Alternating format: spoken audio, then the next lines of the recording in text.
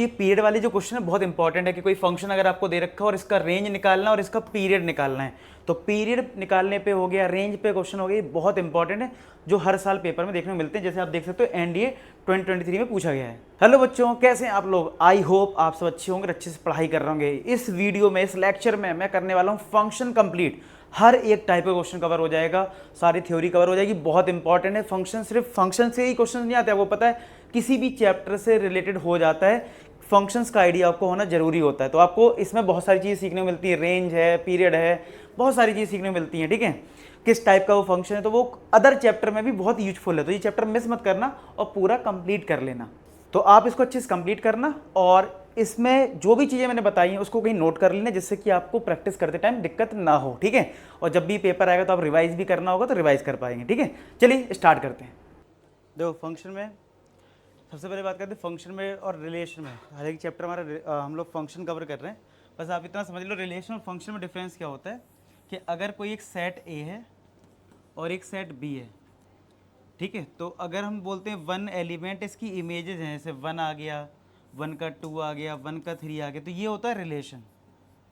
Relation में एक element के एक से ज़्यादा आउटकम हो सकते हैं, लेकिन फंक्शन में यही चीज़ पॉसिबल नहीं होती है, क्योंकि इसमें कंडीशन हो जाती है every element has unique image. Every element has unique image, इसकी एक यूनिक इमेज होती है।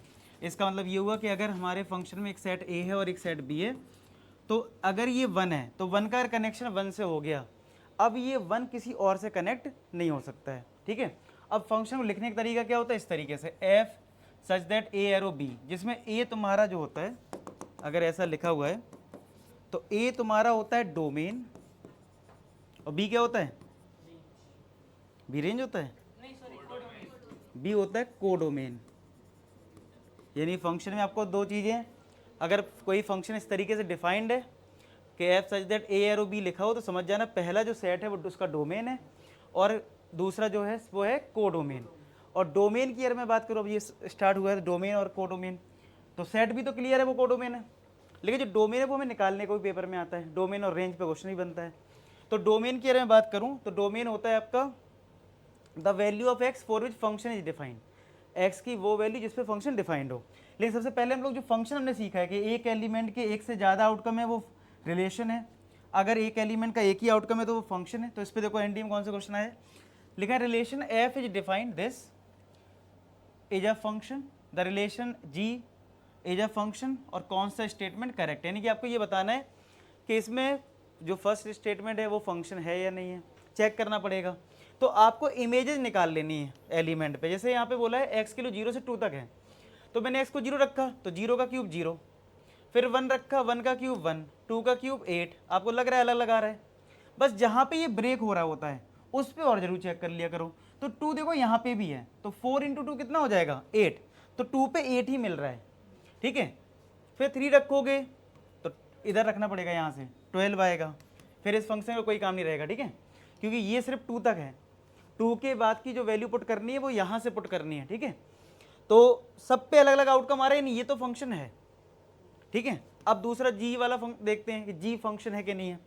तो यहाँ पे अगर आप देखोगे तो यहाँ तक हम 0 से 4 तक रख सकते हो। तो 1 का स्क्वायर 1 हुआ, 2 का स्क्वायर 4 हो गया, 3 का स्क्वायर 9 हो गया, 4 का स्क्वायर 16 हुआ, 4 लेकिन यहाँ पे भी है, तो जब यहाँ रखोगे 3 × 4 कितना हो जाएगा 12। तो 4 पे एक और आउटकम आ गया, कितना आ गया 12। और मैंने क्या बताया कि एक एलिमेंट का क्या होता है, एक ही आउटकम होता है। यहाँ पे तो एक से ज़्यादा आउटकम हो रहे हैं, तो एफ तो फंक्शन है, जी फंक्शन नहीं, तो कौन सा करेक्ट हो गया 1 ओनली। आया समझ में? तो इस तरीके से फंक्शन पे जो बेसिक क्वेश्चन होता है वो भी देखो पेपर में आते हैं, लेटेस्ट ही है 2023 का है। नेक्स्ट है, कभी कभी थोड़ा घुमा के दे सकते हैं, तो आपको क्या करना है, जैसे यहाँ पे लिखा है f is a subset of Z cross Z, Z मतलब होता है इंटीजर नंबर, और फंक्शन डिफाइंड है x y comma x minus y. पहले तो ये समझते हैं ये इसका मतलब क्या हो जाता है, ये तुम्हारा जो ब्रैकेट लगा होता है ये तुम्हारे ऑर्डर पेयर को रिप्रेजेंट करता है। जैसे मैंने ब्रैकेट लगाया और लिखा 1, 2, तो अगर फंक्शन में तुम ऑर्डर पेयर लिख रहे हो तो जो पहला एलिमेंट होता है वो एक्स होता है, जिसको हम डोमेन भी बोलते हैं, और जो दूसरा एलिमेंट होता है वो रेंज होता है, जिसको हम वाई भी बोलते हैं। ठीक है, तो ये वो x और y को रिप्रेजेंट कर रहा है सिंपली, ठीक है। और ये बोला है कि ये जो ऑर्डर पेयर है अगर वो एग्जिस्ट करता है तो क्या f एक फंक्शन होगा z टू z में, ऐसे ही दूसरे में x y comma x plus y है, फिर इसमें बताना है कि f एक फंक्शन है या नहीं है। तो हम कैसे चेक कर रहे हैं फंक्शन है कि नहीं है, कि हम देख रहे हैं कि डोमेन में जो एलिमेंट है उसका एक ही आउटकम आ रहा है, एक से ज़्यादा आउटकम आ रहे हैं। अगर एक से ज़्यादा आउटकम है तो वो डोमेन नहीं होगा। तो यहाँ थोड़ा ज़्यादा दिमाग लगाना, क्योंकि जो पिछला क्वेश्चन था उसमें तो आसान था, 1 रख दो 2 रख दो। यहाँ तुम्हें थोड़ा सोचना पड़ेगा कि मैं एक्स और वाई क्या लूँ, कि मुझे ये आउटकम है, देखो इसको अगर मैं डिफाइन करूँ, दिस इज डोमेन, यानी जो आप पुट करने वाले हो, और जो कॉमा के बाद लिखा होता है वो हमारा रेंज होता है, यानी हमें क्या आउटकम मिला है। रेंज को ही हम आउटकम बोलते हैं, कि हमने डोमेन पुट करा और हमें रिजल्ट क्या मिला, ठीक है। तो हमेशा याद रखो ये रेंज डोमेन होता है और रेंज होता है। कोडोमेन सिर्फ फंक्शन में इस तरीके से जब लिख के आता है ए एरो बी, तब ये होता है कोडोमेन। कोडोमेन इधर कहीं नहीं होता है, ठीक है। अब मैं बात करता हूँ कि अब मैं कैसे चेक करूँ, तो कुछ एलिमेंट पुट करते हैं। जैसे मान लो मैंने x को 1 लिया और y को 2 ले लिया, तो मेरा डोमेन हो गया 1 इंटू 2, कितना हो गया 2, कॉमा। अब इधर भी रखोगे तो 1 माइनस का 2, तो यानी मुझे 2 पे वैल्यू मिल रही है माइनस का 1। क्लियर है बात। अब मुझे ये सोचना है कि ऐसा मैं क्या पुट करूं कि 2 पे ही कुछ और मिल जाए। अगर मिल रहा है तो इसका मतलब फंक्शन नहीं होगा। तो मैंने क्या करा, इंटरचेंज करके देखा, मतलब मैंने क्या करा, इस बार x को 2 रख दिया और y को 1 रख दिया, और यहाँ करा 2 माइनस 1, तो ये 1 आ गया 2 पे ही। देखो 2 पे माइनस 1 भी आ रहा है और 2 पे क्या आ रहा है, प्लस 1 भी आ रहा है। इसका मतलब ये फंक्शन नहीं है।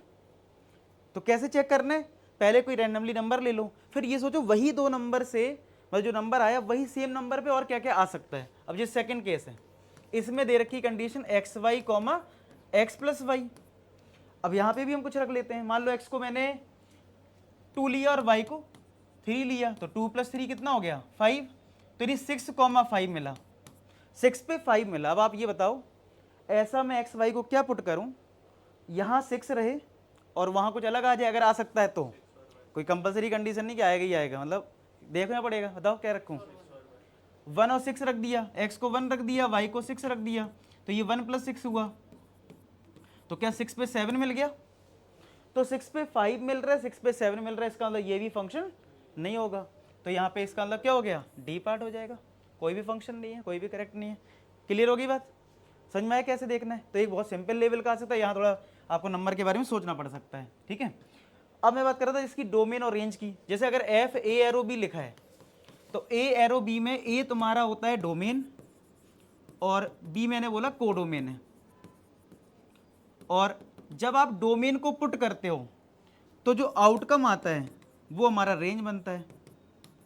तो जैसे मैं एक एग्जाम्पल लूँ कि अगर मेरे पास कोई फंक्शन है एफ एक्स स्क्वायर, ठीक है, और मैं आपसे कहूँ इसका डोमेन तुम ही फाइंड आउट करो क्या है, तो डोमेन की या डेफिनेशन की बात करें तो वो हो जाता है, अगर डोमेन की मैं बात करूँ तो वो उसको हम बोलते हैं the value of x for which function is defined, the value of x for which function is defined, जिस पे फंक्शन डिफाइंड हो, ठीक है। तो यहाँ पे अगर हमसे कोई पूछे कि एक्स को क्या पुट करें, तो कुछ भी रख लो, चाहे 1 रखो 2 रखो, ये फंक्शन मना नहीं करेगा किसी वैल्यू पे, तो आप कुछ भी पुट कर सकते हो। इसलिए इसका डोमेन क्या है, रियल नंबर। इसका डोमेन क्या है, रियल नंबर। और मैंने बोला रेंज क्या है, आउटकम, यानी आपने जब एक्स पुट करा रिजल्ट क्या मिला, तो रेंज इसका क्या हो जाएगा, पॉजिटिव रियल नंबर, यानी 0 से इनफाइनाइट बोल सकते, 0 इंक्लूडेड है। क्लियर हो गया, तो 0 से इनफाइनाइट इसका रेंज है। तो डोमेन पे और क्या क्या ध्यान रखना है, अगर कभी फ्रैक्शन में फंक्शन दे रखा हो तो नीचे वाला पार्ट 0 नहीं होना चाहिए। क्या क्या हमें याद रखना, क्योंकि इसी पे क्वेश्चन बनते हैं। देखो पहला केस जो अभी मैंने लिया था, जैसे मैंने normal f x equal to x square लिख दिया, किस टाइप के क्वेश्चन बनते हैं। दूसरा फ्रैक्शन में दे दिया मैंने, तीसरा मैंने रूट में दे दी। इन्हीं 3 टाइप के क्वेश्चन हमारे देखने को हमें मिलते हैं, ठीक है। तो क्या याद रखना है, अगर सीधा फंक्शन ऊपर ही लिखा है तो कोई ज़्यादा कंडीशन नहीं होती है, देख लो एक्स को क्या क्या पुट कर सकते हो, मैक्सिमम टाइम सब कुछ रख सकते हो, ठीक है। फ्रैक्शन में होगा, बस ध्यान रख लेना नीचे वाला पार्ट हमारा 0 नहीं होना चाहिए। अगर इसी का मुझसे कोई डोमेन पूछ ले तो मैं बोलूँगा ऑल रियल नंबर माइनस कर दूंगा कौन सी वैल्यू, 2, क्योंकि ये 2 पे 0 हो रहा है। आई बस में। तीसरा केस होता है जिसमें रूट लगा होता है, तो स्क्वायर रूट के अंदर नेगेटिव नहीं आना चाहिए। क्या नहीं आना चाहिए? नेगेटिव। इसका मतलब जो अंदर वाला पार्ट है यानी कि x माइनस 1 वो ग्रेटर देन इक्वल टू 0 होना चाहिए, 0 हो सकता है। तो बस 3 केसेस आपको याद रखने। क्या? एक रूट का क्वेश्चन आएगा तो अंदर वाले पार्ट को ग्रेटर देन इक्वल टू 0 कर देना, अगर फ्रैक्शन में आ जाए तो नीचे वाला पार्ट 0 नहीं होना चाहिए, बाकी नॉर्मल है तो डायरेक्ट हमारे रियल नंबर होते ही है। तो ये 3 टाइप के हमारे डोमेन क्वेश्चन बनते हैं, ठीक है। अब जैसे आ गया what is the domain of this 2022 में आया है, तो अभी मैंने बताया कि अगर स्क्वायर रूट का कोई क्वेश्चन आ जाए क्या करोगे? अंदर वाला part greater than equal to 0। तो ये जो अंदर लिखा है 1 माइनस एक्स माइनस 1 का whole square greater than equal to 0 कर दो इसको, ठीक है। इसको सिंप्लीफाई कर लेते हैं, 1 माइनस ए माइनस बी का square, a square plus b square minus का 2ab, तो 1 minus x square minus 1 plus का 2x greater than equal to 0, 1 से 1 कट गया, तो minus x square plus 2x greater than 0। अगर वेरिएबल की highest power 2 है तो उसको पॉजिटिव रहना है, तो माइनस से मल्टीप्लाई कर दो, यानी एक्स स्क्वायर माइनस 2x क्या हो जाएगा? Less than 0। फिर हमें फैक्टर करने हो तो अब ये इनइक्वलिटी आ गया कि इनइक्वलिटी कैसे सॉल्व करते हैं। इसमें x कॉमन लिया तो ब्रैकेट में आया x minus 2 less than equal to 0, ठीक है। क्या आ गया? x ब्रैकेट में x minus 2 less than equal to 0। अब अगर मैं एक नंबर लाइन लूँ तो एक फैक्टर है x की वैल्यू 0, एक है x माइनस 2, तो x की वैल्यू क्या आएगी? 2। आप लोगों को याद हो इनइक्वलिटी सॉल्व करते हैं, पॉजिटिव नेगेटिव पॉजिटिव, यहाँ लेस देन है तो लेस देन नेगेटिव वाला पार्ट यानी 0 से क्या आ जाएगा? 2 आ जाएगा, तो 0 से 2 कौन सा ऑप्शन है? डी। आया समझ में? तो ये दूसरा केस कवर हो गया। इसमें हमारे स्क्वायर रूट अगर आ जाए तो हमें अंदर वाले पार्ट को ग्रेटर देन 0 करना है, बाकी फिर इनइक्वलिटी का है। इनइक्वलिटी का बेसिक रूल आपको याद होना चाहिए, जो फैक्टर्स आते हैं उनको नंबर लाइन पर रिप्रेजेंट करते हैं, हमेशा पॉजिटिव नेगेटिव पॉजिटिव के फॉर्मेट में वो आगे बढ़ता है, ठीक है। नेक्स्ट है रेंज।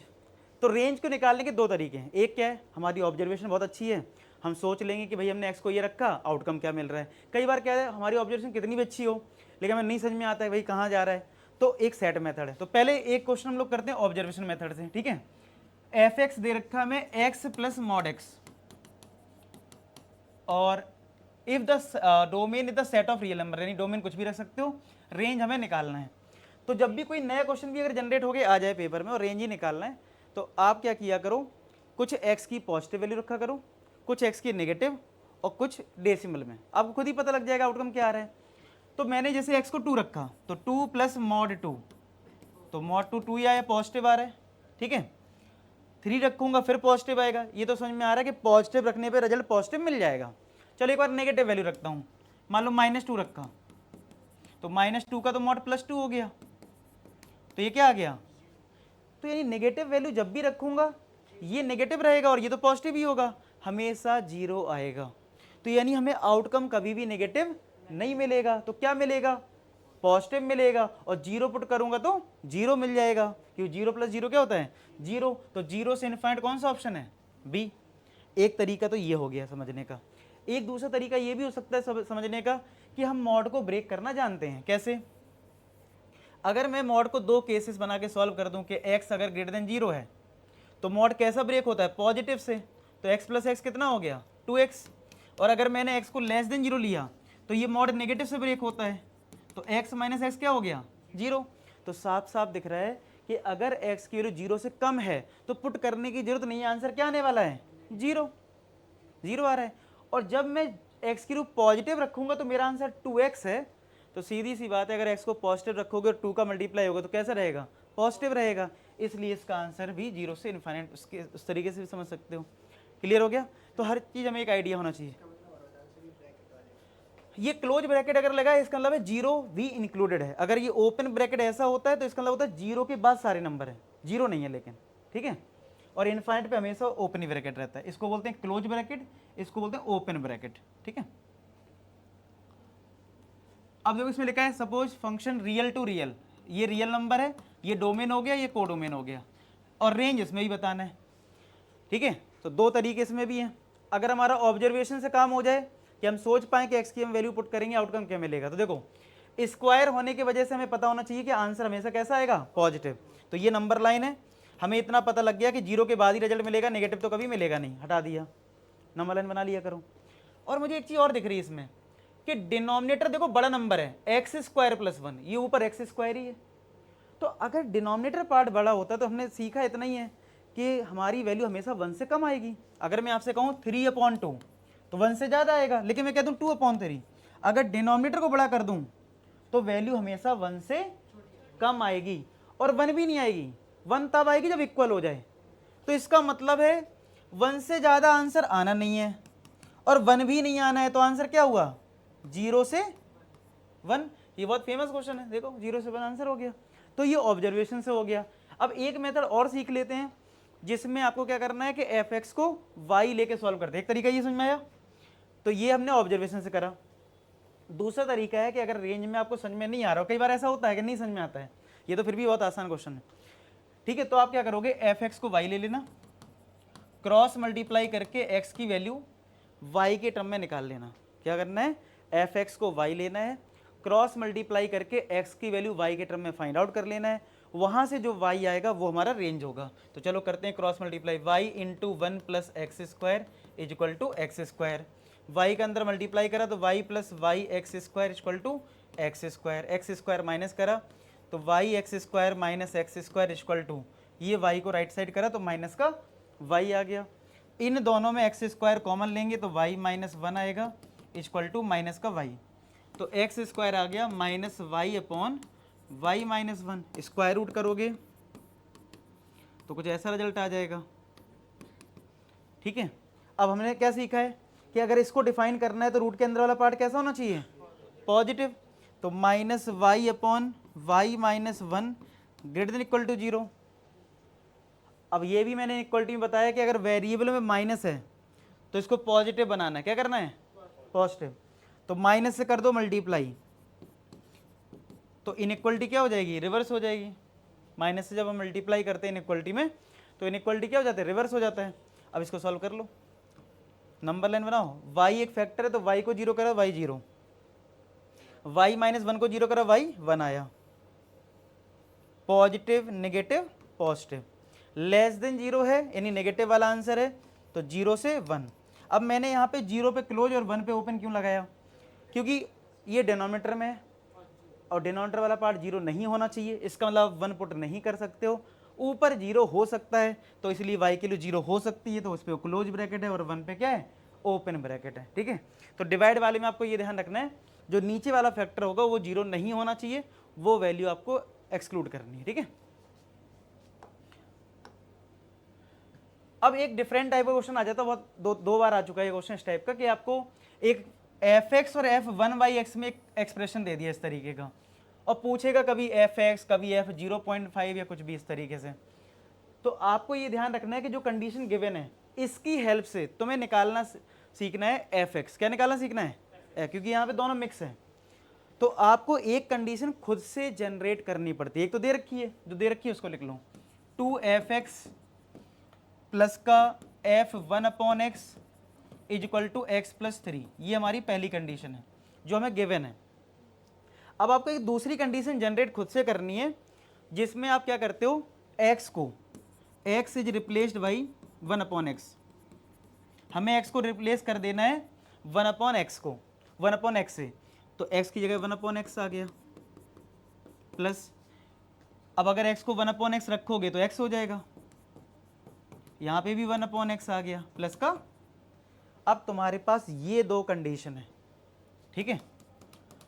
तो जैसे हम लोग 10th क्लास में एलिमिनेशन मेथड लगा के निकालते थे वैल्यू, वैसे करेंगे। मुझे इन दो कंडीशन से एफ एक्स चाहिए, एफ 1/x नहीं चाहिए। तो अगर यहाँ 2 है तो यहाँ पे भी क्या होना चाहिए, 2।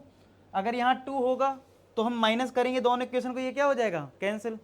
तो मैं इस कंडीशन में 2 से मल्टीप्लाई कर रहा हूँ, तो ये हो गया 4f(x) प्लस का 2f 1/x equal to 2x 6, और f(x) को इसी के नीचे लिख रहा हूँ, f(x) के नीचे, और ये इस साइड लिख लेता हूँ 2f 1/x, और ये 1/x प्लस का 3, ऐसे ही तो है, समझ में आ रहा है इतना। अब दोनों इक्वेशन कर दो minus, minus minus minus minus, तो ये हो गया कैंसिल, 4f(x) माइनस f(x) यानी 3f(x), और यहाँ है 2x माइनस का 1/x और 6 माइनस 3 प्लस का 3, यही आएगा। हमें बस आ गया f(x) 3 से डिवाइड कर लो, ठीक है। लेकिन हमें निकालना क्या है, f 0.5 यानी कि f 1/2। 0.5 क्या होता है, 1/2। 1/2 की कैलकुलेशन करना चाहता है पॉइंट में फालतू दिमाग सोचोगे, ठीक है। तो 3f 0.5 में f 0.5 पुट कर दिया x को, यानी 1/2, ठीक है। तो 2 इंटू 1/2 माइनस 1/1/2 प्लस का 3, 2 से 2 कटा 1, ये 2 ऊपर गया, -2 प्लस का 3, 3 माइनस 2 1 कितना आएगा 2। 3f 0.5 3 से डिवाइड कर दो, तो f 0.5 कितना आ गया 2/3 है ऑप्शन बी। आया समझ में, क्लियर हुआ। तो यहाँ से हमने बेसिकली क्या सीखा, ये क्वेश्चन जो 2 बार आ चुका है, ये कब आया था, ये 2023 में, इससे पहले भी आया है, ठीक है। कि आपको एक एक्सप्रेशन दे देंगे f(x) में और f(1/x) में। आपको ध्यान ये रखना है कि इसकी हेल्प से आपको f(x) निकालना है, और कैसे होता है, x को रिप्लेस करना होता है 1/x से, और आपको फिर क्या करना है, दो इक्वेशन को जैसे 10th क्लास में एलिमिनेशन मेथड से सॉल्व करते थे, तो हम f(1/x) को सॉल्व कर देते हैं माइनस करके, कोफिशिएंट सेम बना के, ठीक है। अब एक जैसे और एक डिफरेंट टाइप का मैंने देखा क्वेश्चन, जिस पे पैटर्न पे क्वेश्चन ज़्यादा आते हैं, कि एक कोई कंडीशन दे देंगे जैसे इस टाइप की, और ये बहुत फेमस है, ठीक है। अभी जो मैं बताऊंगा आपको याद भी रखना है, इससे रिजल्ट क्या आता है, और ये f1 2 के इक्वल है, और कुछ ये फाइंड आउट करना है, ठीक है। ये जो कंडीशन दी जाती है f(x) + y = f(x) × fy, और f1 दिया होता है, ऐसे केस में जब हम इसको सॉल्व करते हैं, एक जीपी की कंडीशन आती है। जैसे अगर मैं आपसे बोलूं f1 दे रखा है, f2 निकालो, f3 निकालो, तो एक जीपी की कंडीशन बनती है। उससे पहले ये समझते हैं हमें फाइंड आउट क्या करना था क्वेश्चन में। हमें फाइंड आउट करना है जो दे रखा है समेशन ऑफ f(x) = 2044, और x की जो वैल्यू है वो 2 से लेके n तक है। तो चलो मैं x को पहले, इस समेशन का क्या मतलब होता है, पहले आप x को 2 रखिए, फिर 3 रखो, 4 5 6 कहाँ तक, n तक। तो यानी मैंने रखा f2 आया, प्लस फिर 3 आया, फिर 4 आया, ऐसी करके n तक, और लास्ट में रिजल्ट किसके इक्वल है 20। इसकी हेल्प से मुझे find the value of n की वैल्यू फाइंड आउट करनी है। हमें क्या करना है, इसकी हेल्प से n की वैल्यू फाइंड आउट करना है।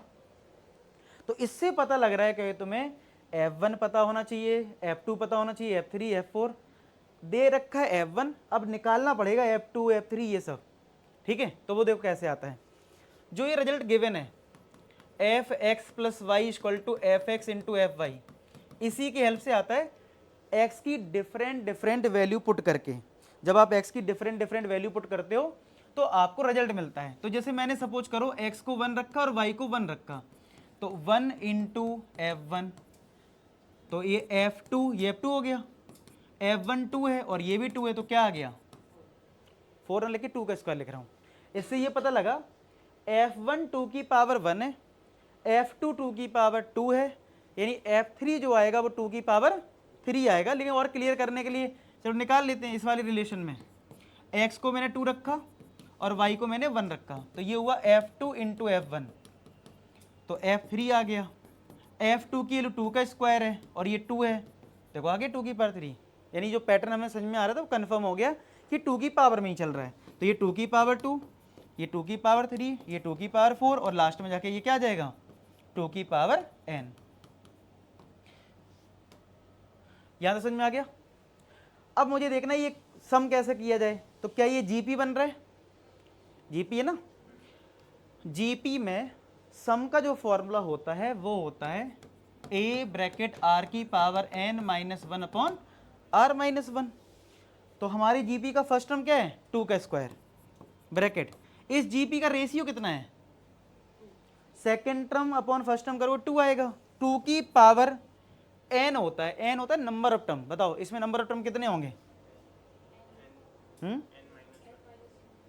अगर यहाँ 2 की पावर 1 होता तो 1 से n तक जा रहा है, यानी n टर्म्स है, एक कम है, मतलब कि 2 से स्टार्ट हुआ है, तो ये 2 की पावर n - 1 है, और फिर माइनस का 1 है फॉर्मूला, अपॉन में r - 1 है, = 2044। ये तो 1 हो गया, 2 का स्क्वायर 4 हुआ, 4 से डिवाइड कर दो इधर, ये 4 से मैंने डिवाइड कर दिया, और ये तो 1 हो गया, ये आ गया 511, ये इधर ऐड कर दो 512 हो गया। नंबर ऑफ टर्म लेकिन n-1 है ना इसमें, 2 की पावर 2 से स्टार्ट हुआ है, तो ये कितना होता है 2 की पावर 9 और 2 की पावर n-1 कंपेयर कर दो, तो n-1 इक्वल टू 9, तो n कितना आ गया, n10 आ गया। आया समझ में? तो इस तरीके से n किलो आ गई। नेक्स्ट है टाइप्स ऑफ फंक्शन, कौन कौन से टाइप है। तो सबसे पहले आता है आइडेंटिटी फंक्शन, यानी कि y बराबर x होगा, y को ही हम fx बोलते हैं, यानी fx equal to x। Identity यानी सेम चीज, यानी जो मैं x को पुट करूं वही मुझे क्या मिले, y मिले। अगर कोई कर्व बोले इसका कैसा बनेगा, ग्राफ कैसा बनेगा, तो स्ट्रेट लाइन बन जाएगा। अगर मैंने x को 1 लिया तो y भी 1 आना चाहिए, x को 2 लिया तो y भी 2, तो इस तरीके से लाइन ऑरिजिन से पास होती है, लाइन बन जाएगी। ठीक है, तो ये इसका ग्राफ बन गया आइडेंटिटी फंक्शन का। नेक्स्ट आता है कांस्टेंट फंक्शन, नाम ही है कांस्टेंट, इसका मतलब फंक्शन की जो वैल्यू है वो कोई कांस्टेंट नंबर होगी, मान लो 2 या फिर बोल दूं c। ठीक है, तो इसका ग्राफ कैसा बनेगा, और fx को ही y बोलते हो तो यानी y बराबर 2, तो y बराबर 2 स्ट्रेट लाइन में सीखा है कि जहां पे भी y 2 है x के पैरेलल लाइन बनाओगे, यही तुम्हारा कांस्टेंट फंक्शन होगा fx इक्वल टू c। तो कांस्टेंट फंक्शन अगर कभी ऐसा डेफिनेशन पे आ जाए कि जो कांस्टेंट फंक्शन है उसका जो ग्राफ होता है वो कैसा होता है, parallel to x axis, parallel to y axis, तो ये पता होगा तो आप इजीली इसका आंसर कर पाओगे। ठीक है, नेक्स्ट आता है पॉलिनोमियल। तो पॉलिनोमियल में ज़्यादा एक्सप्लेनेशन की नीड नहीं है, आपको पता है क्वाड्रेटिक पॉलिनोमियल, क्यूबिक पॉलिनोमियल, ये हम 10th में पढ़ते आए, वही सब है। एक्स स्क्वायर होगा तो क्वाड्रेटिक, 3 होगा तो क्यूबिक। रैशनल फंक्शन यानी दो फंक्शन डिवाइड में लिखे होंगे, जैसे कि x plus 1 upon x minus 2, दो फंक्शन डिवाइड में लिखे हैं तो ये रैशनल फंक्शन है। कोई इसका डोमेन पूछ ले तो पहले डिस्कस कर लिया है कि नीचे वाला पार्ट 0 नहीं होना चाहिए, तो इसका डोमेन हो गया रियल नंबर माइनस का, ये 2 माइनस कर दो तो ये तुम्हारा डोमेन हो जाता है इस फंक्शन का। नेक्स्ट है मॉडुलस फंक्शन, जो कि बहुत इंपॉर्टेंट है, इस पर भी अभी डिस्कशन हुआ कि मॉड एक्स जैसे दो पार्ट में ब्रेक होता है, एक पॉजिटिव एक्स जब एक्स की वैल्यू 0 से बड़ी होती है, और एक्स की वैल्यू जब 0 से छोटी होती है तो माइनस एक्स। इसका ग्राफ जो है हमेशा कैसा बनता है, वी शेप में बनता है। अब और अगर कोई स्टैंडर्ड क्वेश्चन पूछ ले, बोले मॉड एक्स माइनस 1 के ग्राफ पे बेस्ड क्वेश्चन आ जाए, आपको क्या करना है, अंदर वाले पार्ट को 0 करना होता है। तो अंदर वाले पार्ट एक्स है, एक्स को 0 करा तो 0 पे वी शेप बनाया। अगर मैं कहूँ मॉड एक्स माइनस 1 का ग्राफ बनाओ, तो एक्स अंदर वाले पार्ट को 0 करा, एक्स कितना आया 1, तो 1 पे वी शेप बना दो, काम खत्म। ठीक है, +1, अंदर वाले पार्ट को 0 करते हैं, अंदर वाले पार्ट को ही, x माइनस 1 इक्वल टू 0, तो एक्स की वैल्यू कितनी आएगी 1, तो 1 पे ग्राफ बनेगा। आगे बस में ग्राफ कैसे बनाओगे। ठीक है, नेक्स्ट है ग्रेटेस्ट इंटीजर फंक्शन, तो यानी कि y equal to a greatest integer function. तो अगर मैं एग्जांपल से बात करूं तो सबको पता होगा कि 2.9 का ग्रेटेस्ट इंटीजर 2 होता है, 3.1 का ग्रेटेस्ट इंटीजर 3 होता है। तो अगर मैं इसके ग्राफ की बात करूं तो हमें पता चल रहा है कि अगर ये ऑरिजिन है और ये 1 है, तो 0 और 1 के बीच में मैं कोई भी वैल्यू रखूं, 0.9, 0.8, क्या आंसर मिलेगा 0। तो 0 अगर आपको मिलेगा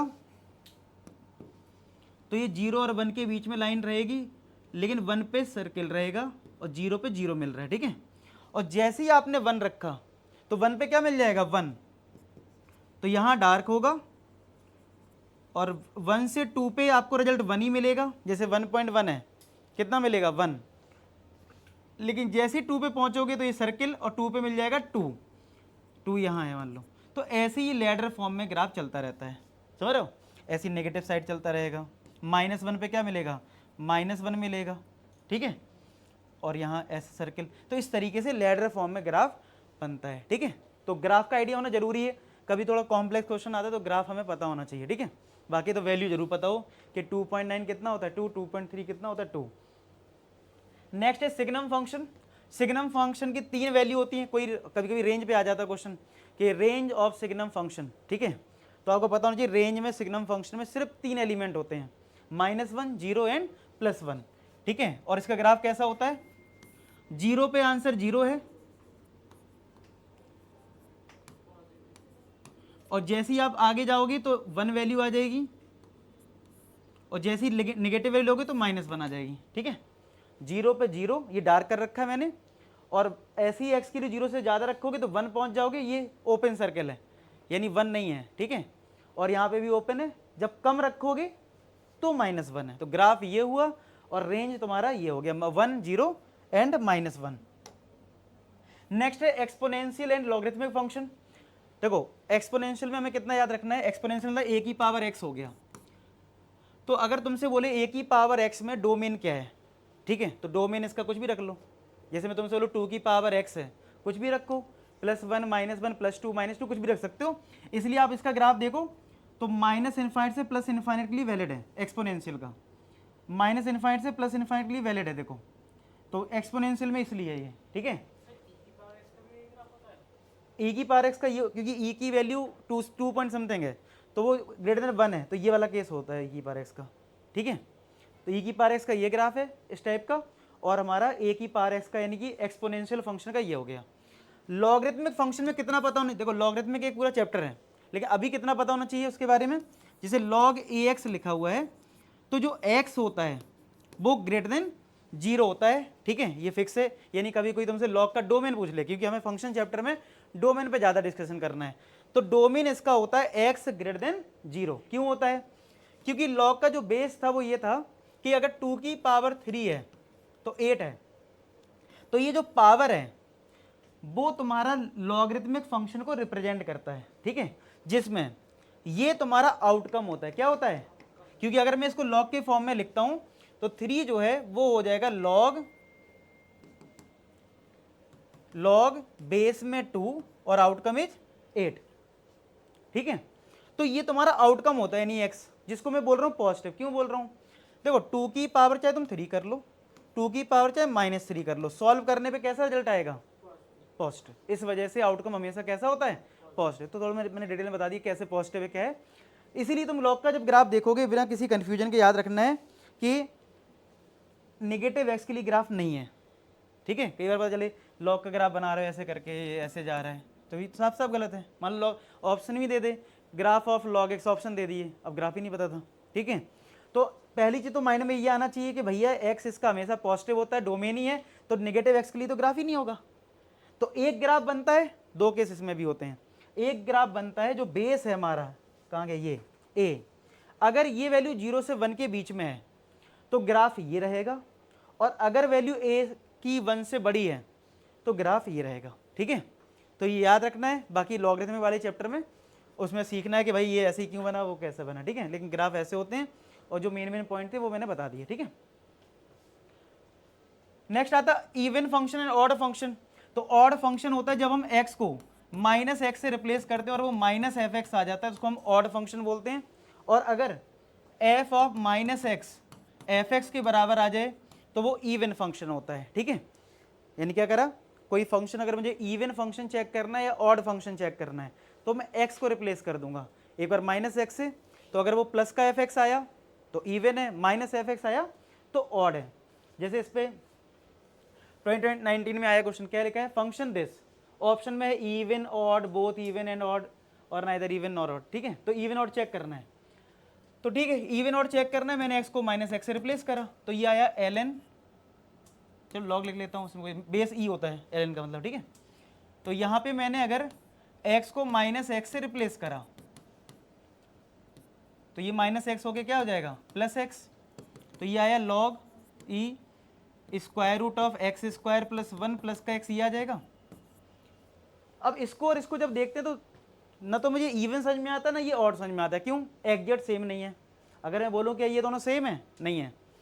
क्या इसमें माइनस टाइम्स है? क्या ये माइनस का f(x) है? तो वो भी नहीं है, क्योंकि माइनस बाहर लगाने का मतलब ये थोड़ी ना कि अंदर चला गया, ठीक है। तो ये डायरेक्ट माइनस टाइम्स भी नहीं है। तो हमें ऐसा लगता है शायद से इसका आंसर डी पार्ट होगा, ना तो ये इवन समझ में आ रहा है ना ये ऑड समझ में आ रहा है। लेकिन जबकि ये आपको रिजल्ट याद रखना है, ये एक ऑड फंक्शन है। कैसे डिसाइड हो रहा है फिर ये ऑड फंक्शन है? इसमें आपको करना है रैशनलाइजेशन, यानी जो हमारा रिजल्ट ये आया है इसको अगर हम रैशनलाइज कर दें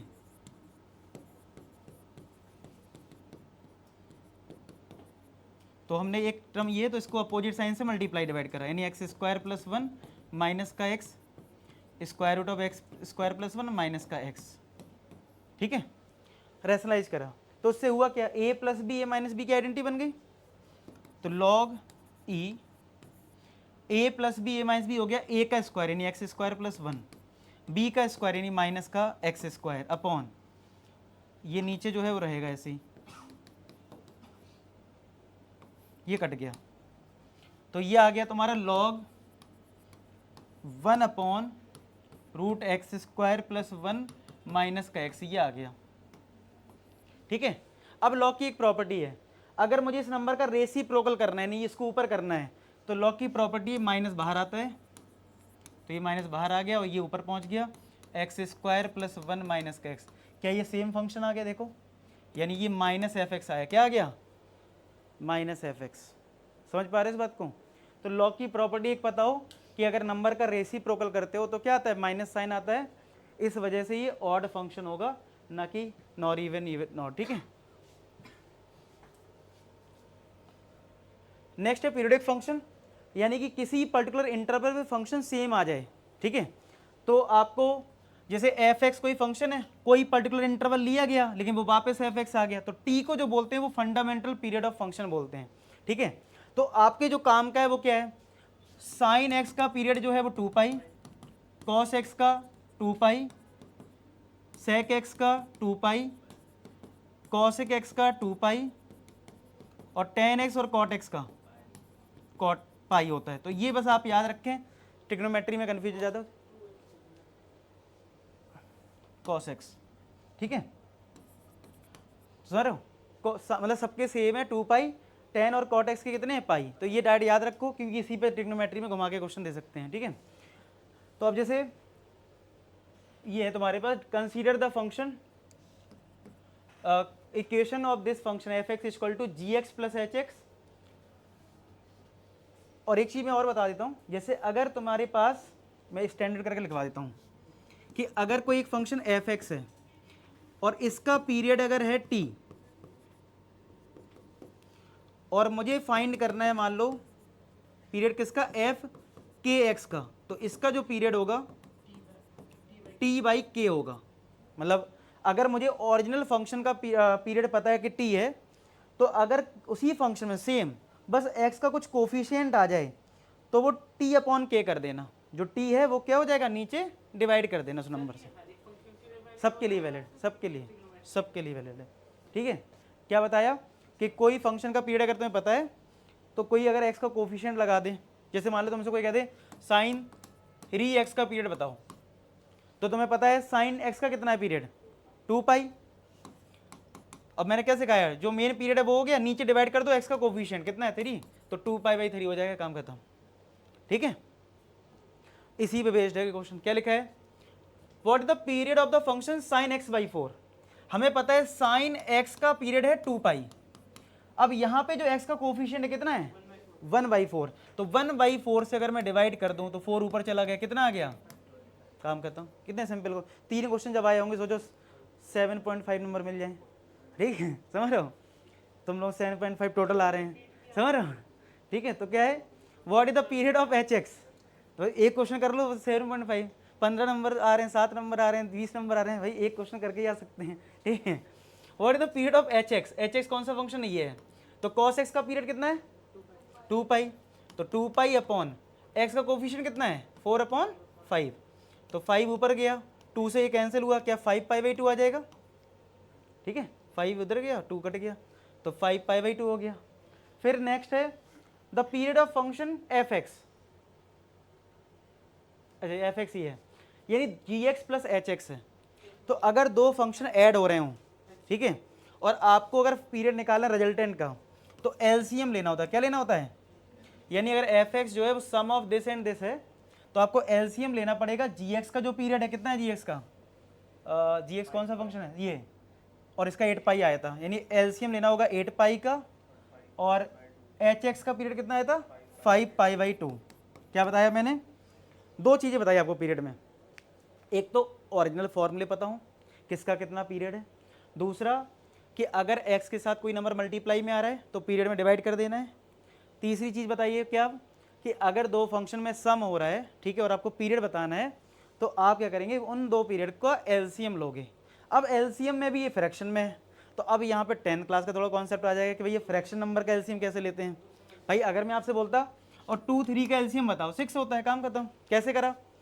3 बड़ा नंबर है, 3 का मल्टीपल 6 हुआ, 6 2 से डिजिबल है, ठीक है, एलसीएम 6 है, लेकिन यहाँ फ्रैक्शन में है। तो रूल याद रखना, इसके नीचे मान लो 1 लिखा है, क्या लिखा है? ऊपर वाले नंबर का लेना होता है एलसीएम, अगर फ्रैक्शन में नंबर है तो 8 पाई और 5 पाई का तो एलसीएम आएगा, और नीचे लेना होता है एचसीएफ जो नीचे वाले नंबर है। तो ये रूल याद रखो कि अगर कभी भी मुझे एलसीएम निकालना हो और नंबर फ्रैक्शन में हो तो मैं एलसीएम सिर्फ न्यूमरेटर वाले का लूंगा और एचसीएफ लूंगा डिनोमिनेटर वाले पार्ट का, यानी 1 का और 1 और 2 का। अगर ऐसे ही सेम, चलो इसमें नहीं, मैं ऐसी नॉर्मल बात कर रहा हूँ, अगर फ्रैक्शन नंबर का एचसीएफ निकालने को आ जाए तो ऊपर वाले नंबर का एचसीएफ लेना और नीचे वाले का एलसीएम, उल्टा होता है, याद ऐसे रखना, उल्टा करना है, ठीक है। तो चलो 8 पाई और 5 पाई का एलसीएम कितना होगा, 8 × 5 40 हो गया, 40 पाई आ जाएगा, और 2 और 1 का एचसीएफ क्या होगा 1, तो इसका आंसर हो गया 40 पाई। आया समझ में। तो यहाँ पे हमने फ्रैक्शन का भी सीख लिया कि एचसीएफ और एलसीएम कैसे निकालते हैं। एचसीएफ ऊपर आ जाएगा, एलसीएम नीचे आ जाएगा। जब अगर एचसीएफ निकालना हो दो नंबर का, वो जनरल बता रहा हूँ, इसमें कहीं यूज नहीं हो रहा है।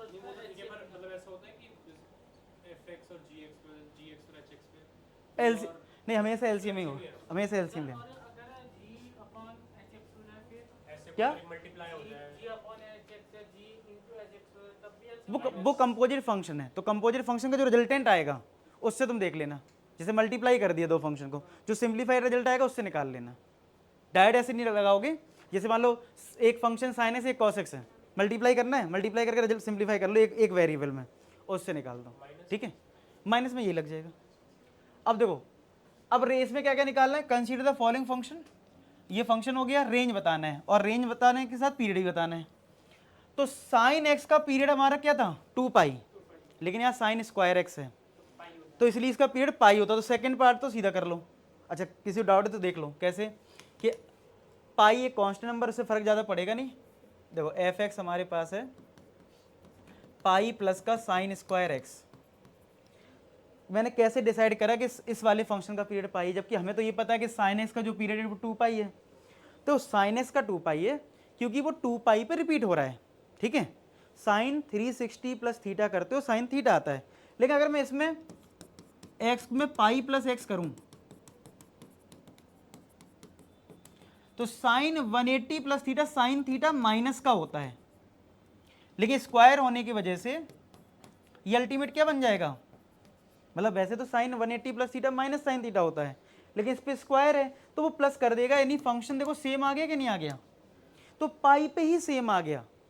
तो आपको ये चेक कर लेना, ऐसा तो नहीं है कि कोई, तो ज़्यादा कन्फ्यूजन नहीं होना, पाई और 2 पाई पे ही चेक करना होता है ट्रिग्नोमेट्री में। क्यों, पाई और 2 पाई ऐसे दो पीरियड हैं जिसमें कन्वर्जन नहीं होता है, साइन साइन ही रहेगा, और हमें कन्वर्जन करना भी नहीं है भाई। अगर ओरिजिनल से कंपेयर करवाना है तो साइन साइन ही रहना चाहिए ना, तो वो कब होगा पाई पे और 2 पाई पे। तो कभी थोड़ा नया तरीके का कोई फंक्शन लिख के आ जाए तो पाई पे चेक कर लेना वैल्यू, पाई प्लस एक्स पे, अगर सेम आ जाए तो ठीक है वही हो जाएगा, नहीं तो 2 पाई तो है ही हमारे पास, ठीक है। रेंज निकालना है तो भाई साइन एक्स की जो मिनिमम वैल्यू होती है -1 + 1 मैक्सिमम वैल्यू होती है, लेकिन स्क्वायर अगर है जैसे साइन स्क्वायर एक्स है तो ये +1 0 से 1 हो जाता है, ठीक है, नेगेटिव वाला पार्ट हट गया। अब मुझे तो pi plus sine square x चाहिए, सब जगह पाई ऐड कर दो, तो यानी रेंज क्या होगी पाई से लेके पाई + 1, यानी बी ऑप्शन हो गया, पाई से पाई + 1, ठीक है। तो रेंज भी आ गया और पीरियड भी आ गया इस फंक्शन का। नेक्स्ट है 1 1 फंक्शन।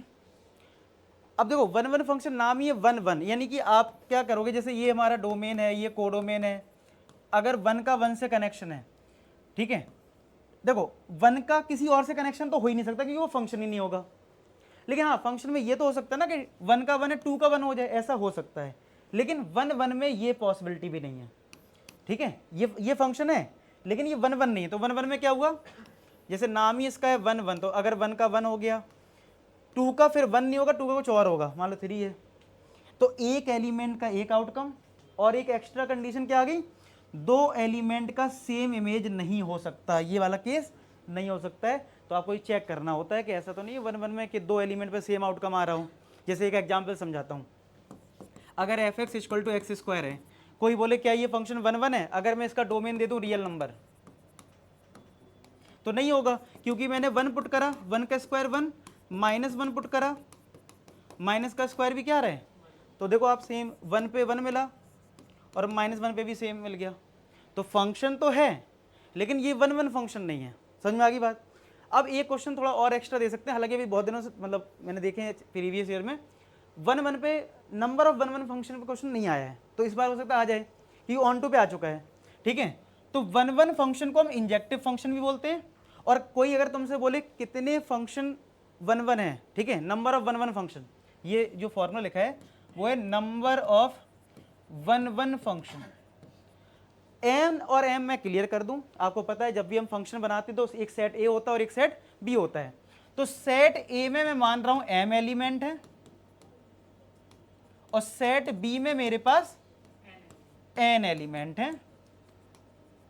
तो अगर तुमसे कोई नंबर ऑफ 1-1 फंक्शन पूछ ले तो फॉर्मूला याद रखो, n factorial upon n minus m factorial. ठीक है, एन, आप बस ये ध्यान रखो एन और एम क्या है, एम है ऐसे याद रखो, ए और बी, ए पहले आता बी बाद में, एम पहले आता एन बाद में, एम और एन, ये भी ध्यान रखना चले उल्टा हो जाए कुछ। ठीक है, पेपर में यही घुमा के देते हैं कि सेट ए में बोल दें एन एलिमेंट है और सेट बी में समझ उल्टा कर दें, मतलब एन, और फॉर्मूला बदल गया, उल्टा हो गया फॉर्मूला, ऑप्शन दे दिए कुछ उन्होंने इस तरीके। तो ये ध्यान रखो थोड़ा सा कि एम क्या है और एन क्या है, और फॉर्मूला तो ये याद रखना है आपको। ठीक है, एक ये तो हुआ 1-1 फंक्शन, एक और फॉर्मूला लिख लो इसी से पहले, नंबर ऑफ फंक्शंस, मतलब फंक्शन कितने हैं, ये नोट कर लो सब लोग, क्योंकि ये पार्ट जल्दी बुक में सही तरीके से नहीं मिलता है। ठीक है, इधर उधर रहता है बहुत। नंबर ऑफ फंक्शंस पूछे, मेरा वही है ए मेरे लिए है एम एलिमेंट और बी सेट है एन, तो ये होता है एन की पावर एम। देखो पेपर में क्वेश्चन जो भी घुमा के आएगा वो इसी पे बन सकता है, बाकी सब पार्ट आसान है, वो नंबर ऑफ रिलेशन है। ठीक है, एक मिनट, नंबर देखो कितना कहाँ से स्टार्ट हुआ, फंक्शन से स्टार्ट हुआ। सबसे पहला क्वेश्चन क्या बना, नंबर ऑफ फंक्शन कितना हुआ, एन की पावर एम। फिर आया 1-1 फंक्शन, तो 1-1 फंक्शन पीछे रह गया क्या, 1-1 फंक्शन में फॉर्मूला क्या है, n factorial upon n minus m factorial. M क्या है पहले सेट में एलिमेंट, एन क्या है दूसरे सेट में एलिमेंट। ठीक है, और बेसिक वाले जो क्वेश्चन आते हैं वो तो कर ही लोगे एलिमेंट चेक करके। मैनी वन,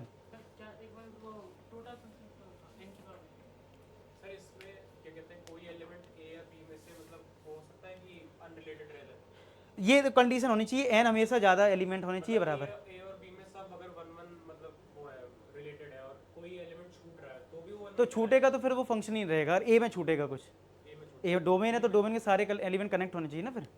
ठीक है, बी में छूट सकते हैं, और ये कंडीशन ध्यान रखना एन जो है वो बड़ा होना चाहिए, एन में एलिमेंट ज़्यादा होने चाहिए बराबर। मैनी वन, जो अभी हम केस की बात कर रहे थे ना कि 1 का 1 हो गया और 2 का भी 1 हो गया, यानी ये 1-1 नहीं था, यही मैनी वन है। ठीक है, onto function, onto function कैसे डिसाइड करते हैं, जो हमारा फंक्शन है एफ ए एरो बी, तो जो बी हमारा कोडोमेन है, तो कोडोमेन और रेंज बराबर अगर हो जाता है तो उसको हम बोलते हैं ऑन टू फंक्शन। तो एक तो हो गया देखना, रेंज निकालना सिखाई दिया, ठीक है, और कोडोमेन तुम्हें क्वेश्चन भी दे रखा होगा, तो रेंज निकाला कोडोमेन देखा बराबर आया तो बोल दिया ऑन टू फंक्शन है। लेकिन अब हमसे पेपर में क्या पूछ सकता है, number of onto function, तो वो क्या है ये भी थोड़ा समझ लो फॉर्मूले में, मैं इधर लिख देता हूँ, समेशन ऑफ के की वैल्यू 0 से n माइनस 1 की पावर के मतलब ये एक नंबर है, वो कहाँ तक जाएगा वो डिपेंड करेगा n पे। अच्छा ये ब्रैकेट समझते हो क्या है, हाँ ऐसा लिखा रहता है, तो ये c वाला कॉम्बिनेशन है, n c k है ये, और n माइनस के की पावर है m, और इसमें m जो है वो n से बड़ा होना चाहिए। ठीक है, ठीक है, हाँ ये थोड़ा फॉर्मूला खतरनाक है इसका, ठीक है, याद ऐसे रख सकते हो, इन दोनों का डिफरेंस की पावर m है। ठीक है, अच्छा n जो है वो फिक्स है मेरा, क्या n क्या है, b के एलिमेंट, तो k की वैल्यू n से ज़्यादा नहीं होगी। किसी को डाउट आया होगा ना k क्या आ गया ये, तो k की वैल्यू हमेशा बस n के बराबर तक जा सकती है, उससे बड़ी नहीं होगी। ठीक है, हाँ k 1 0 1 2 3 रखना है n तक। अभी मैं करवाता हूँ, एक क्वेश्चन आया हुआ है एनडी में, ये समझ में आया। ठीक है, फॉर्मूला लिख लो इसका बस। मैं इसलिए तो कह रहा हूँ, एक अभी क्वेश्चन है करवाता हूँ, मुझे पता ना कहाँ फंसोगे, तो इसमें फंस सकते तो वो करवा देता हूँ अभी एक क्वेश्चन इसमें। ठीक है, इसका फॉर्मूला लिख लो बस, तुम्हारी प्रॉब्लम का समाधान सब लेके आए हैं। ठीक है, सिंपल तो इस चैप्टर में हो जाता है, यहीं कहीं फंस सकते हैं एक दो चीज़ों में, कि number of onto function आ गया, फॉर्मूला भूल गए, समझ रहे हो, तो फॉर्मूला याद रख लेना, क्योंकि इस चैप्टर में और ज़्यादा कुछ है नहीं, रिवीजन भी करोगे ना तो ये 3 ही 4 फॉर्मूले का रिवीजन कर लेना और बाकी सब सिंपल रहता है। अब जैसे ये अभी एक सिंपल क्वेश्चन क्या लिखा है, consider the following statement F such that Z लिखा है, जेड मतलब इंटीजर, और एफ एक्स हमें दे रखा है x+1। तो ऐसे सिंपल से क्वेश्चन आए और बोले कि ये 1 1 है और 1 2 है, तो आप क्या करना, वैल्यू पुट कर लेना। 1 रखा 1 पे 2 मिल गया, 2 रखा 3 मिल जाएगा। क्या डिफरेंट आउटकम आ रहे हैं? 1 1 है, ठीक है। और ऑन टू बताओ है कि नहीं है? क्यों नहीं है? क्यों क्यों नहीं इंक्लूड? मैं 0 रख लेता हूँ, क्या देखिए इंटीजर है ना यहाँ तो डोमेन, मैं 0 रख देता हूँ, 0 पे आ गया 1, माइनस में भी आ जाएगा, -2 रख देता हूँ तो -1 आ जाएगा, इंटीजर है ना, तो सब आ रहा है देखो, यानी -1 भी आ रहा है, 0 भी आ जाएगा, पॉजिटिव भी आ रहे हैं, नेगेटिव भी आ रहे हैं, यानी कि इसका अगर मैं रेंज देखूं तो रेंज इसका क्या है, all numbers, all integer number, और इसका कोडोमेन भी क्या है, तो यानी ये स्टेटमेंट करेक्ट हुई ना। ध्यान से मैं हमेशा बोलता हूँ, जो आता है वो सही करके आना है, जो नहीं आता है वो तो तुम नहीं करोगे, क्योंकि जो आता होगा उसमें भी तुम -0.83 लेके आओगे तो बहुत बेकार है, ठीक है। समझ रहे हो? इसमें इस टाइप थोड़ा सोच लो, 30 सेकंड ज़्यादा ले लो, जल्दबाजी में आंसर न दो, ठीक है।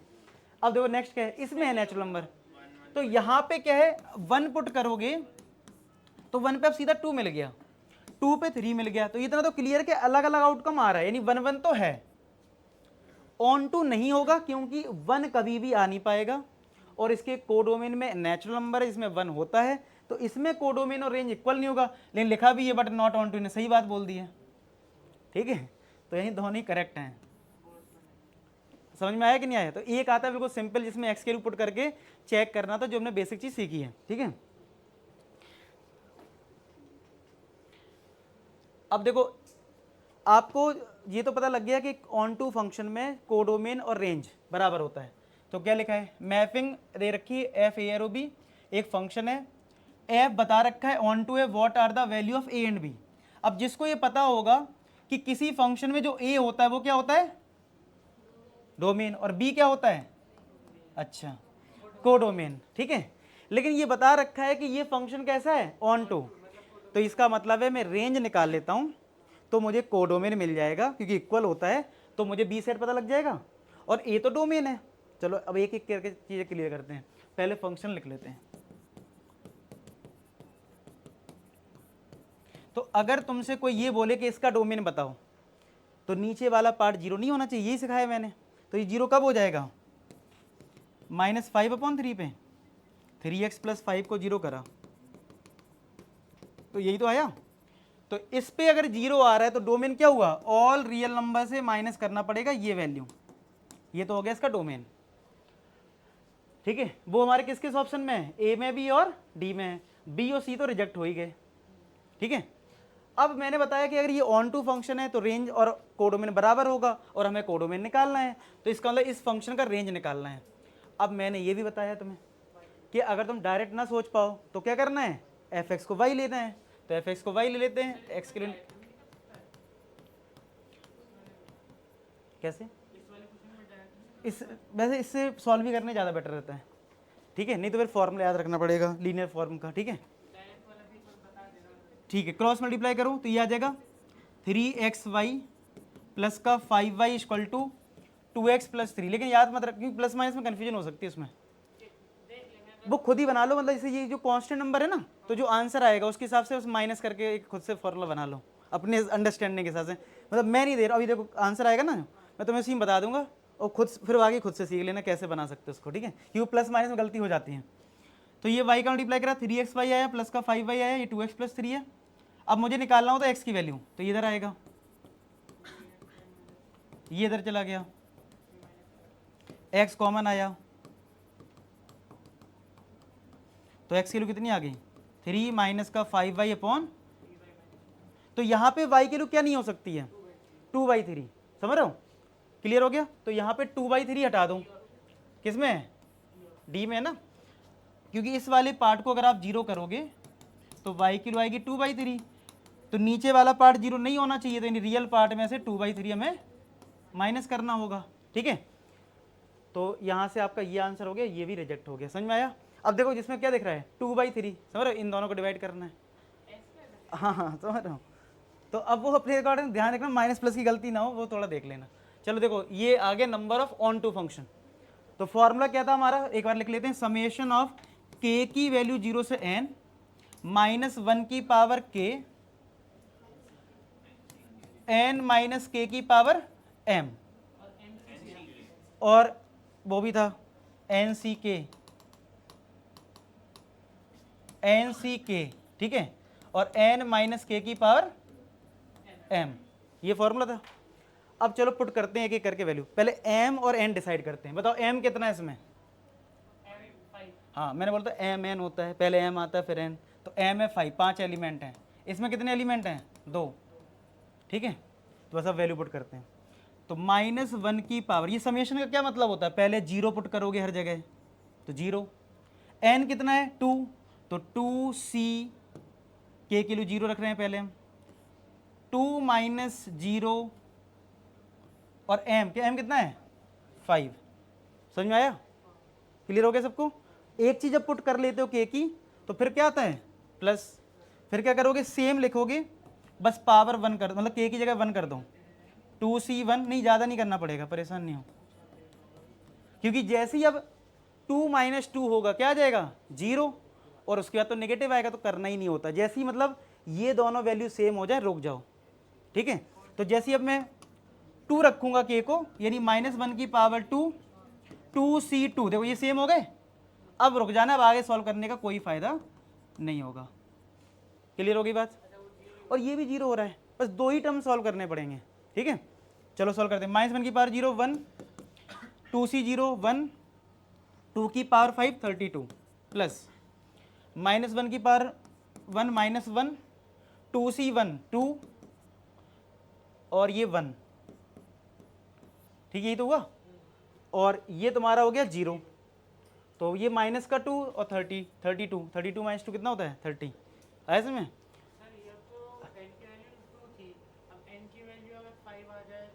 अब वो कितनी है तो उतना तो करना पड़ेगा, ठीक है। क्यों देंगे वो? नहीं, और कोई तरीका नहीं। एक और तरीका है, उसमें टोटल फंक्शन निकालना, ये सबसे आसान तरीका है, ये वो जो लिया है, जो सॉल्यूशन में दे रखा है वो है कि आप टोटल फंक्शन में से फिर ये वाला फॉर्मूला लगाओ, तो बात वही पड़ती है। फॉर्मूला तो लगाना पड़ता है, फॉर्मूले से आप नहीं बच सकते हो। ये जो nc1 n - 1 की पावर n c की पावर n nc2 इस तरीके से चलता रहता है। तो बेस्ट है कि फॉर्मूला इसमें ही बचोगे नहीं तुम इसमें भी, तो इससे बढ़िया कि एक ही फॉर्मूला याद रखो, क्यों 50 याद रखने की कोशिश कर रहे हो, ठीक है। अब नेक्स्ट है तुम्हारा f दे रखा है, नहीं वो उसमें और भी आ जाते हैं, लेकिन तुम्हें ऐसे 2 टाइप से आएगा। एक ये तो 1 1 आएगा या इनटू आएगा, सॉरी 1 1 आएगा, मैनी 1 आएगा, या फिर इनटू आएगा या ऑन टू आएगा। तो ऑन टू वाले निकाल के टोटल से माइनस कर दें तो वो आ जाएंगे। तो इस तरीके से कर सकते हो, लेकिन पेपर में जो पूछेगा वो 1 1 और ऑन टू पूछेगा, क्योंकि कुछ में ज़्यादा कैलकुलेशन हो जाती है अगर n और m की वैल्यू ज़्यादा दे दी, ठीक है। तो वो पहले तो अभी पेपर तुम पुराने उठा के देखोगे, सिर्फ ऑन टू का एक ही क्वेश्चन आया है, 1 1 का भी नहीं आया है मतलब ज़्यादा, ठीक है। मैंने तो 1 1 का फिर भी एक फॉर्मूला में बता दिया है, और अभी बाइजेक्टिव का भी बता दूंगा, उसका भी अभी क्वेश्चन नहीं आया है, और ऑन टू का जो है वो करवाई दिया, ठीक है। तो वो देंगे उसी तरीके से, और कैलकुलेशन अगर आएगा, नंबर ऑफ एलिमेंट बढ़ाएंगे तो करनी पड़ेगी, और कोई शॉर्टकट इसमें होता नहीं है, ठीक है। हाँ, तो वैसे लास्ट वाली फेज में नहीं है, देखो तो कैलकुलेशन आसान है। अगर अभी आप पहली बार फॉर्मूला देख रहे हो इसलिए टफ लग रहा है, अगर थोड़ा उसको देखोगे ना तो आसान दिखेगा, वो बाइनोमियल की तरह हो जाएगा मतलब। अब देखो यहाँ पे फंक्शन R2S लिखा है, फंक्शन दे रखा है, बोला ऑन टू है, और बोला s इज इक्वल टू। अब देखो इस पे 2 बार क्वेश्चन आ चुका इस टाइप का। s पूछ रहा है, s की देखो क्या है यहाँ पे, s कोडोमेन, और ये कैसा फंक्शन दे दिया, यानी क्या पूछना चाह रहा है? रेंज पूछना चाह रहा है। बस ये लैंग्वेज ऐसे दे देते हैं कि ऑन टू है और s बताओ, तो भैया वो रेंज पूछना चाह रहा है। इस पे देखो पहले अभी ये क्वेश्चन करा, उसमें भी यही कॉन्सेप्ट था, दोबारा से। तो अब तुम्हें इसकी रेंज निकालना है। तो मैंने तुम्हें ट्रिग्नोमेट्री में सिखा रखा है कि a sin theta plus b cos theta हो या माइनस हो, इसकी मिनिमम वैल्यू होती है -√a² प्लस b², और मैक्सिमम वैल्यू क्या होती है, याद आया कुछ? तो मुझे अगर इसकी रेंज निकालनी है, पहले 1 को छोड़ दो, पहले इसकी मिनिमम वैल्यू कितनी होगी, -√4² मतलब 25 आएगा, 4² और -3 का स्क्वायर ऐड करोगे इस फॉर्मूले से, और पॉजिटिव वैल्यू √20 यानी -5 से क्या आ गया, इसकी रेंज हो गई -5 से +5। हमें 1 और ऐड करना है, तो -4 से क्या हो गया, -4 6 हो गया क्लोज ब्रैकेट में। क्लियर हो गया। तो ट्रिग्नोमेट्री का जो बेसिक कॉन्सेप्ट सिखाया था रेंज निकालने का, वो आपको पता होना चाहिए, a sin theta b cos theta का। इनटू फंक्शन क्या है, जो फंक्शन ऑन टू नहीं है, जिसमें यानी कि कोडोमेन और रेंज क्या है, बराबर नहीं है, तो वो फंक्शन हो जाएगा इनटू फंक्शन। ठीक है। जो 1 1 नहीं था, तो थोड़ा मैं सारी मैपिंग कर दूं, 1 1 को हम इंजेक्टिव बोलते हैं, ठीक है, ऑन टू को सरजेक्टिव बोलते हैं। जो 1 1 नहीं हो पाया वो मैनी 1 है, जो ऑन टू नहीं हो पाया वो इनटू है। ठीक है। बाइजेक्टिव फंक्शन, जो फंक्शन 1 1 और ऑन टू दोनों होते हैं, उसको हम बाइजेक्टिव बोलते हैं। तो आपको फॉर्मूला याद रखना है, बाइजेक्टिव जब भी होगा n और m बराबर होगा, दोनों ही इसमें बराबर एलिमेंट होंगे, और वो उसका फॉर्मूला है ये नंबर ऑफ बाइजेक्टिव फंक्शन का n फैक्टोरियल। ठीक है। तो हमारे पास 3 फॉर्मूले हो गए, एक 1 1 फंक्शन का, एक ऑन टू फंक्शन का, और एक बाइजेक्टिव फंक्शन का n फैक्टोरियल। अब यहाँ पे देखो एक फंक्शन दे रखा है x की वैल्यू -1 से +1 है, और बोला है bijective function from a to itself f(x) ये दे रखा है, और gx हमारा cos πx दे रखा है, और बोला है कौन सा इसमें करेक्ट है, यानी आपको बाइजेक्टिव फंक्शन देखना है। तो पहले मैं इस फंक्शन की बात करता हूँ। अब बाइजेक्टिव मैंने बता दिया है कि बाइजेक्टिव फंक्शन वो है जो 1 1 ऑन टू दोनों है। तो मॉड को ब्रेक करना हमें आता है कि अगर x की वैल्यू 0 से बड़ी हुई तो ये पॉजिटिव से ब्रेक होगा, यानी x² आ जाएगा, और अगर x की वैल्यू 0 से छोटी हुई तो माइनस से ब्रेक होगा, यानी -x² आएगा। तो अगर मैं यहाँ पे इसका ग्राफ बनाऊं, x² का ग्राफ कैसे बनेगा, 1 का स्क्वायर 1, 2 का स्क्वायर 4, ऐसे जाएगा पैराबोला। x को 1 रख लेस देन 0 है, -1, तो -1 का स्क्वायर क्या होता है, +1, लेकिन बाहर माइनस है, तो ये नीचे ऐसे जाएगा, समझ रहे हो, ऐसे तो जाएगा।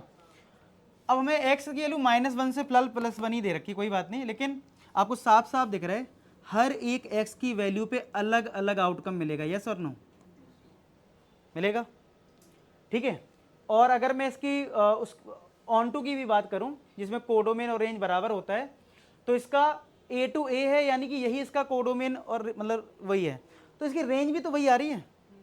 देखो यहाँ से यहाँ तक ये जा रहा है, ये यानी 1 1 ऑन टू, क्योंकि -1 भी इधर भी आ जाएगा, इधर भी आ रहा है, तो इसका मतलब है यहाँ पे ये फंक्शन 1 1 ऑन टू दोनों है। तो ये तो क्लियर हो जाना चाहिए पहले वाले में। ठीक है। लेकिन कॉस का तो बहुत क्लियर है, कॉस माइनस थीटा क्या होता है, कॉस थीटा।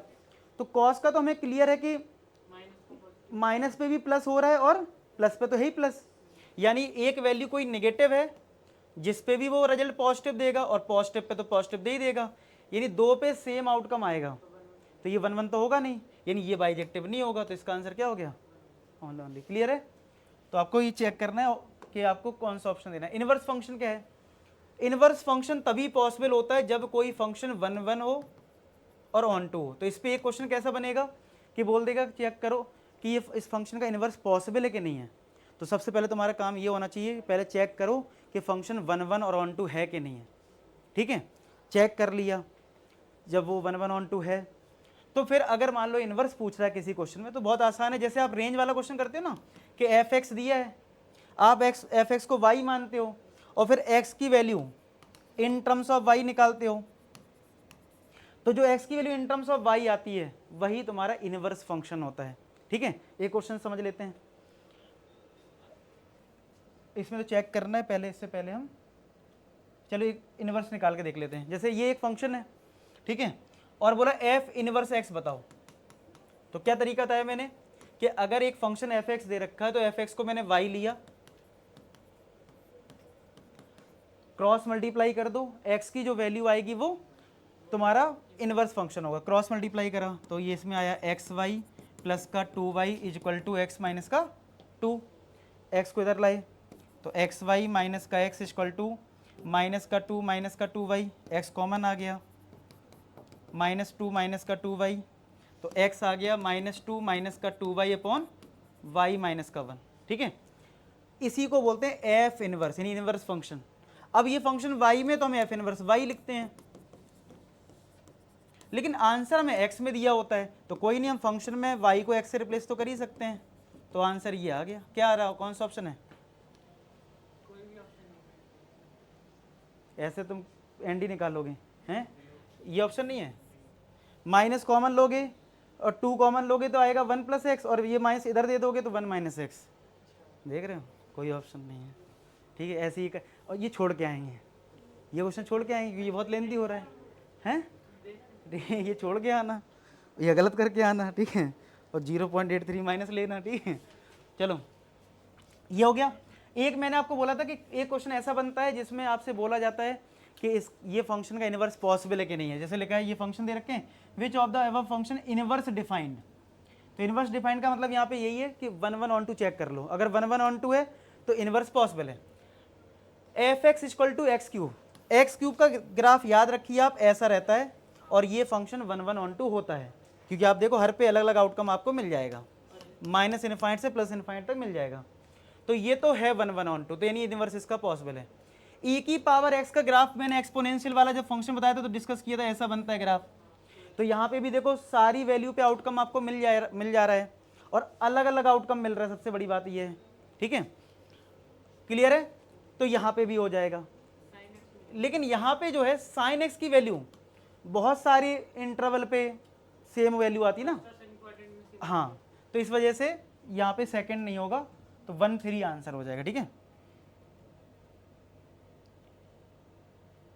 इसमें भी इनवर्स फाइंड आउट करना है फंक्शन का, तो वही करो। आपको y पहले से दे दिया है, अब हमें इसकी हेल्प से क्या निकालना होगा, ये एफ एक्स है, मतलब एफ एक्स को y ले लिया। अगर मुझे किसी फंक्शन का इन्वर्स निकालना है तो एफ एक्स की वैल्यू किसके टर्म्स में निकालनी पड़ेगी। अब प्रॉब्लम ये है कि एक्स पावर में है, तो आपको दोनों साइड लॉग लेना है, तो log y equal to log 5 की पावर ln x, तो ln x पहले आ गया, ये हो गया log 5 log y, log 5 को यहाँ डिवाइड कर लो, तो 1/log 5, और यहाँ log y है, और ये ln x, हमें x चाहिए ना, और ln x को मैं log x ही लिख लेता हूँ।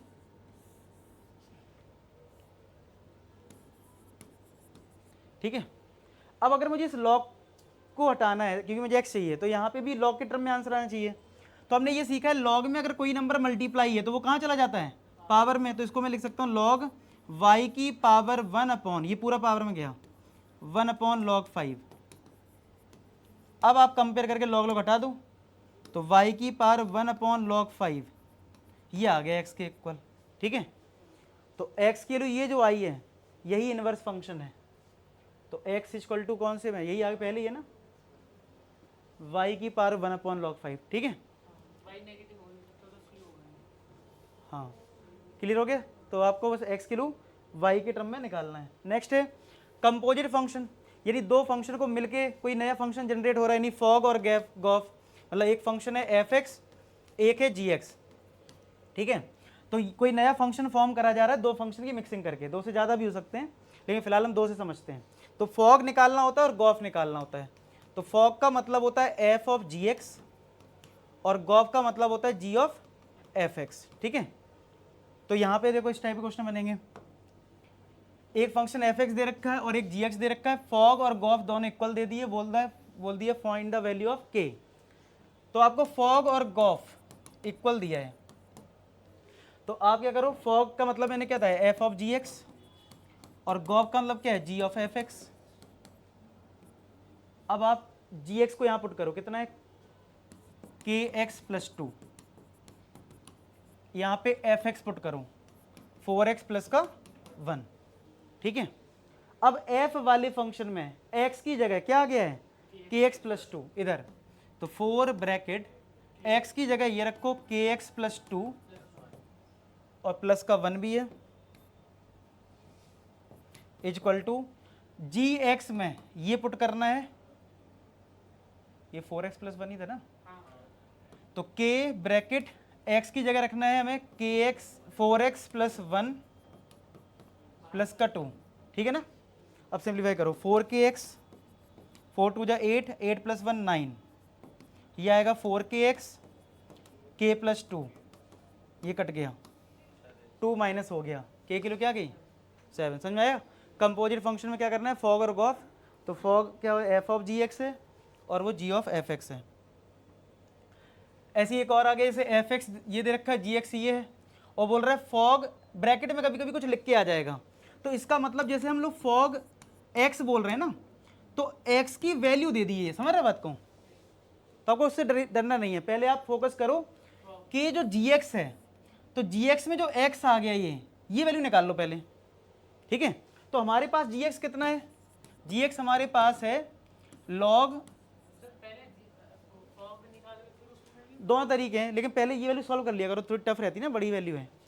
तो ये जी एक्स कितना है, log 1 plus x upon 1 minus x है।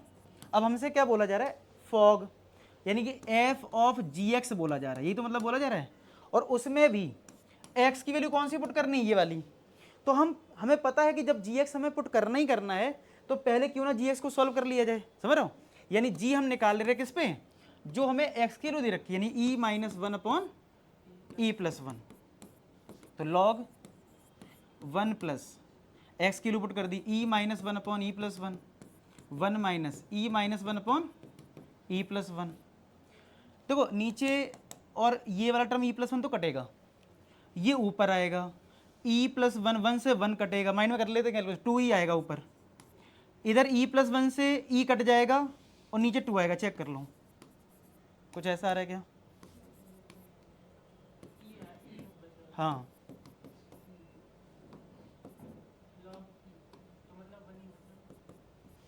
तो ये log e कितना होता है 1, इसलिए बोल रहा था कि वैल्यू कितनी आसान आ गई, यानी जी एक्स और एक्स अगर हमने ये पुट करा तो अंदर वाला पार्ट सिंपली 1 आ गया। क्या आ गया, देखो हमने स्टार्ट करा फॉग से, फॉग है एफ ऑफ जी एक्स वाला पार्ट हमने पूरा सॉल्व कर लिया, कितनी वैल्यू आई है 1, तो अंदर वाला पार्ट हो गया 1। तो ये f1 निकालना है, यानी अब कितना आसान है, x को 1 रखना है, मतलब रख दो इसमें 4 + 1 5, और ये भी 4 + 1 5, कितना आंसर आ गया, आया समझ में? तो इसमें क्या पर्पज था, आपको पहले ये ध्यान रखना है कि अंदर वाले पार्ट को पहले सॉल्व करना है, ठीक है?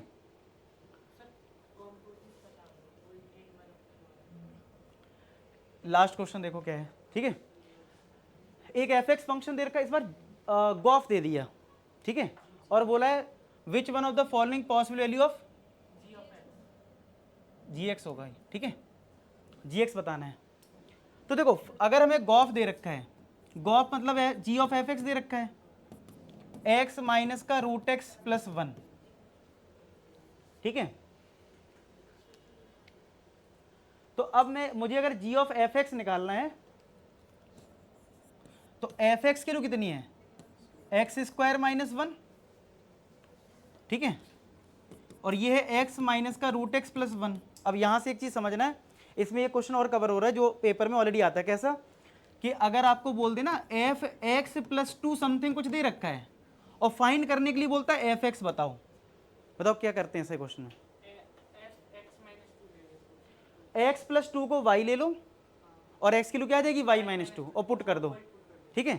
तो इसमें भी सेम ही हो रहा है। देखो अगर मुझे एफ एक्स ये दे रखा था तो मैंने एफ एक्स को ये पुट कर दिया, तो मेरा कुछ रिजल्ट ऐसा आया, लेकिन निकालना क्या है जी एक्स, यानी यहाँ सिर्फ क्या होना चाहिए, एक सिंगल वेरिएबल x होना चाहिए। तो ठीक है, इसको एक सिंगल वेरिएबल ले लेते हैं y, तो यहाँ से x की वैल्यू कितनी आ जाएगी y प्लस 1 और रूट आ जाएगा, तो ये हो गया जी वाई, और यहाँ पे अगर मैंने x की वैल्यू पुट कर दी रूट y प्लस 1, यहाँ पे एक पहले से रूट है और x में भी रूट है, तो 4th रूट हो जाएगा प्लस का 1, तो जी वाई को बाद में y को हम x से रिप्लेस कर देंगे, तो कौन सा ऑप्शन है? ये समझ में आया कि नहीं आएगा? कभी भी कोई फंक्शन में कुछ एक्स्ट्रा ऐड है, सब्सट्रैक्ट है, आप उसको एक नया वेरिएबल लेट कर लेंगे, ठीक है? और नेक्स्ट में बोला जी 15 बताओ, तो x को 15 रख दो, तो 15 1 16 का 4 हुआ, 16 का 4th रूट 2 हो गया प्लस का 1, तो कितना आंसर आ जाएगा 3, तो इसका आंसर 3 होगा, 3 आ गया, ठीक है? तो फाइनली फंक्शन कंप्लीट हुआ, बस अब अच्छे से प्रैक्टिस करो और बढ़िया धमाल मचाओ और एनडीए में फोड़ दो।